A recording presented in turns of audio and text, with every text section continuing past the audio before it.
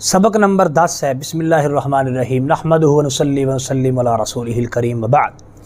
سبق نمبر 10 ہے محترم سامعین اور ناظرین اور پیارے بچوں، یہ دو پیش کا سبق ہے۔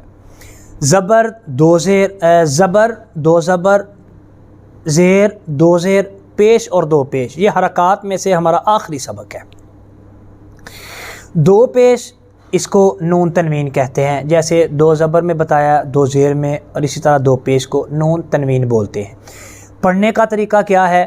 پہلے حرف لمبا کریں گے، پھر دو پیش پڑھیں گے، پھر آخر پہ آواز روکیں گے جس کو غنہ کہتے ہیں۔ با دو پیش بن، تا دو پیش تن، اس طرح، ٹھیک ہے۔ اور پیارے بچوں، مجہول نہیں پڑھنا، مجہول پڑھنے سے بچنا ہے۔ مجہول پڑھنے سے بچیں گے اس وقت جب آپ زیادہ سے زیادہ مشق کریں گے۔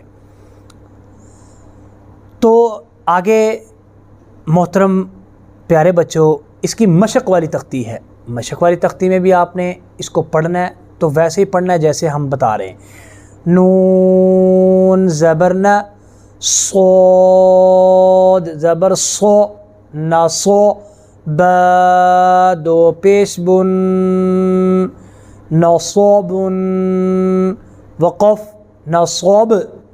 جس کلمے کے آخری حرف پر دو پیش کی تنوین ہو اسے پیش کی طرح زیر، دو زیر اور زبر کی طرح ساکن کر دیں گے۔ جس کلمے کے آخری حرف پر دو پیش کی تنوین ہو اس پر وقف کرتے وقت دو پیش ختم کر کے اس کو ساکن کر کے پڑھیں گے۔ یہ دو پیش کے وقف کا طریقہ ہے۔ تو اسی طرح یہ ہمارا حرکات کا بیان مکمل ہو گیا ہے، اور یہ دو پیش کا بیان ہم نے آج پڑھا ہے۔ اس میں آپ نے پڑھ لیا ہے اس کو ادائیگی کا کیا طریقہ کار ہے، اسی طرح جوڑ میں بھی اس کی ادائیگی ویسے ہی کرنی۔ ہاں جی، اگر آخر پر حمزہ ہے تو حمزہ پر دو پیش ہیں یا دو زیر ہیں تو اس کا وقف کیسے ہوگا، یہ آخری حرف میں پڑھ کے بھی تب بتاتا ہوں۔ اسی طرح دو زیر والا حرف پڑھا جائے گا وقف میں، اور اسی طرح ایک پیش والا حرف پڑھا جائے گا وقف میں۔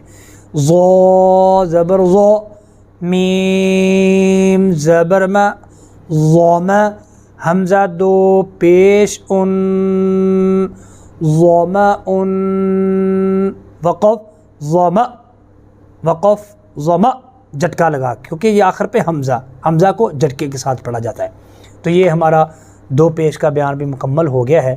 اللہ رب العزت پیارے بچوں ہمیں پڑھنے اور سمجھنے کی توفیق دے، اور ناظرین اور سامعین اللہ ہمارا حامی و ناصر ہو۔ والسلام ورحمۃ اللہ وبرکاتہ۔